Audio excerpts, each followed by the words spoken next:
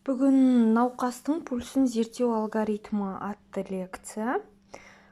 Қысқаша талқылап өтеміз. Жоспар: пульсті тексерудің мақсаты, көрсеткіштер, қарсы көрсеткіштер, пульсті тексеруге арналған орындар, керекті заттар және зерттеу алгоритмі. Қаламсап пен дәптерлеріңізді дайындаңыздар. Керек кезде жазып алатын боласыздар. Ең бірінші талқылайтынымыз, яғни пульсті тексерудің мақсаты. Бұл жүрек қан тамыр жүйесін және науқастың жалпы жағдайын бағалау мақсатында жасалады. Ол әртүрлі травма кезінде, әртүрлі шоктар кезінде болуы мүмкін. Немесе науқас жалпы приемға келген кезде біріншіде бағалау мақсатында да. Көрсеткіштері жүрек қан тамыр жүйесін бағалау болып табылады.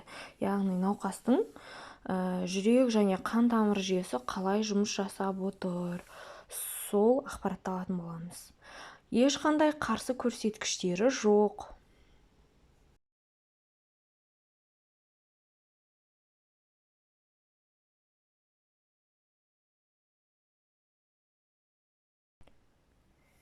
Ең бірінші пульсті тексеруге арналған орындар ол радиальды артерия. Мына суретте дәрігер тексеріп отыр. Пульсті тексеруге арналған екінші орын бұл височный артерия дейді, temporal artery да. Үшіншісі бұл пульсті тексеруге арналған орындар ұйқы артериясы. Яғни орысша сонный артерия дейді, немесе каротидті артерия.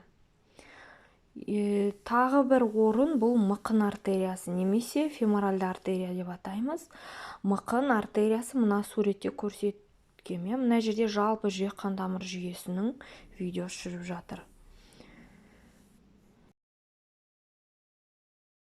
Келесі тексеретін орнымыз бұл поплитеалды артерия немесе тізе-асты артериясы. Мына суретте көрсеткендей қолымызды қойып, яғни пульсті тексеруімізге болады.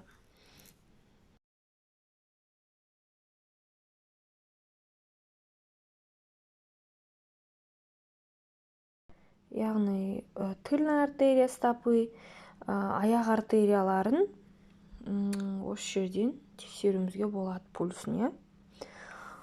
Қазақшасын білсеңіздер, комментарийға жазып кетіңіздер, қалай аталады.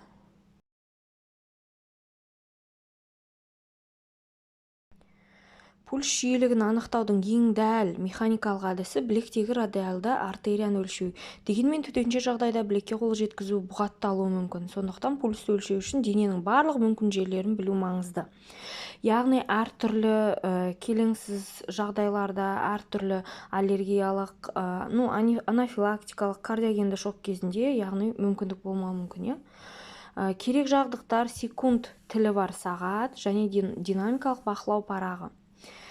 Әрекет алгоритмі: бірінші, оң қолыңыздың саусақтарымен білезік буыны аумағында науқастың қолын ұстаймыз. Мына суретте көрсетілгендей. Екі қолды бірінші тексеруіміз керек. Яғни осылай қойған кезде екі жақта пульс симметриялы ма, ритмді ма. Екіншісі, бірінші саусақты білектің артқы жағына қойыңыз, радиальды артерияны сезіну үшін. Екі, үшінші, төртінші саусақтарды пайдаланыңыз.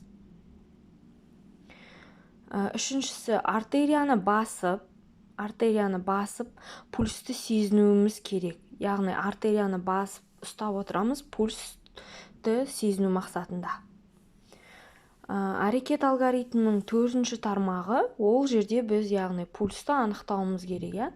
Симметриялы ма, пульс ритмді ма, ырғағы ма, әр пульстың арасы. Яғни пульстың жиілігі және кернеулігі, толуы да, осының бәрін анықтаймыз.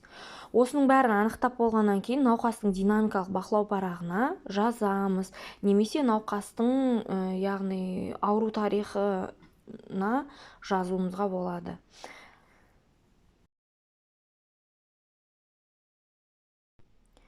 Ескерту: пульс жиілігі 1 минутқа есептеледі, немесе 30 секунд және нәтиже 2-ге көбейтіледі. Көбінесе біз 2 жасқа дейінгі балалардың бүкілін 1 минутта есептейміз.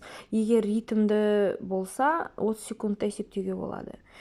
Ескерту: тахикардия жүрек соғу жиілігінің минутына 90 соққыдан жоғары болуы, бладикардия 60 соққыдан төмен болуы.